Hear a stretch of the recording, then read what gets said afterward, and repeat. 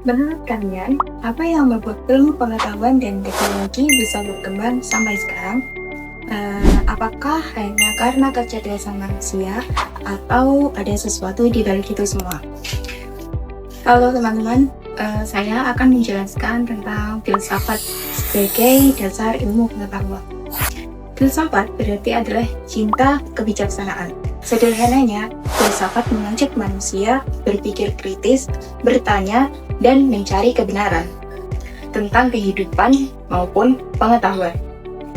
Dalam filsafat, ada 3 kajian utama. Yang pertama adalah ontologi yang membahas hakikat keberadaan. Kemudian yang kedua ada epistemologi yang membahas bagaimana cara manusia memperoleh pengetahuan. Yang ketiga adalah etika yang membahas tentang baik dan buruk dalam tindakan manusia. Tokoh-tokoh seperti Plato, Aristo, dan Immanuel Kant juga memiliki pengaruh besar dalam pengetahuan teknologi modern, terutama dalam pembentukan cara berpikir logis dan kritis. Menariknya, filsafat masih sangat relevan hingga sekarang, terutama dalam perkembangan teknologi seperti AI. Karena dengan filsafat, manusia bisa mempertimbangkan bagaimana teknologi digunakan secara bijak dan bertanggung jawab. Nah, itu tadi penjelasan singkat mengenai filsafat sebagai dasar ilmu pengetahuan. Kalau yang tadi itu adalah filsafat, sekarang aku akan menjelasin apa itu filsafat ilmu. Jadi, filsafat ilmu adalah cabang filsafat yang menjembatani filsafat dengan ilmu pengetahuan. Cabang ini menyelidiki dasar epistemologis, metodologis, dan ontologis dari ilmu pengetahuan. 3 tokoh kunci beserta kontribusinya, yaitu pertama adalah Karl Popper. Kontribusi utamanya adalah prinsip falsifikasi, yaitu teori ilmiah harus bisa diuji dan dibuktikan salah. Dan yang kedua itu adalah Thomas Kuhn. Konsep revolusi paradigma, yaitu ilmu berkembang melalui pergeseran cara pandang ilmiah.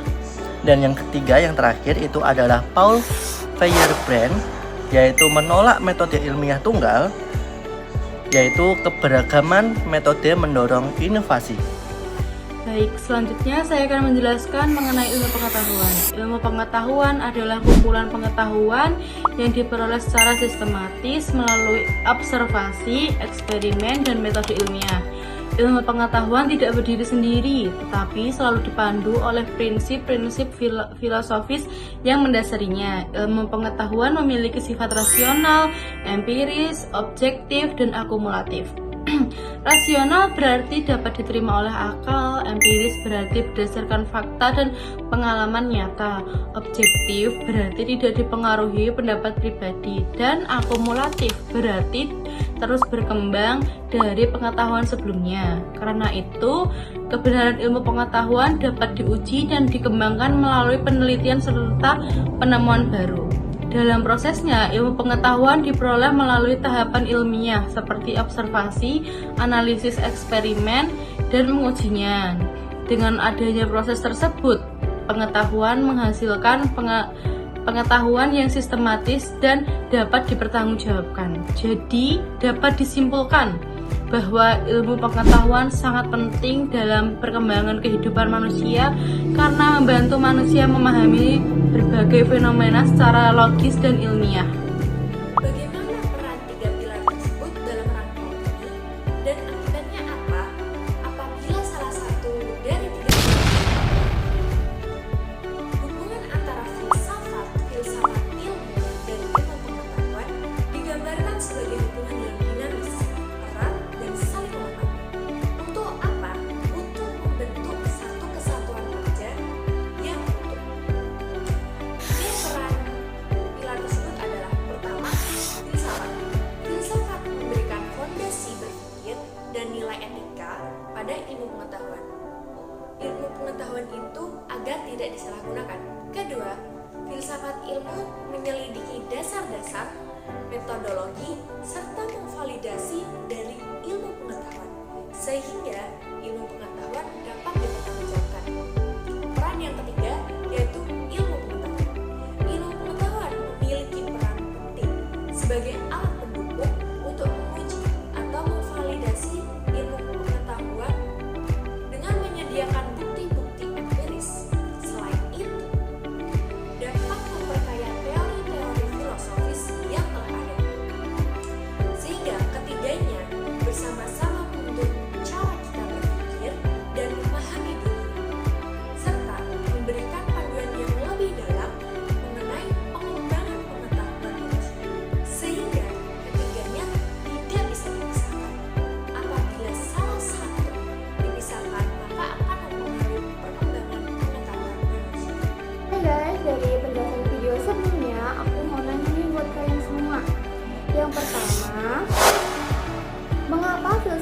sangat penting dalam perkembangan ilmu pengetahuan modern. Yang kedua, mengapa Karl Popper menekankan bahwa teori ilmiah harus bisa dibuktikan salah.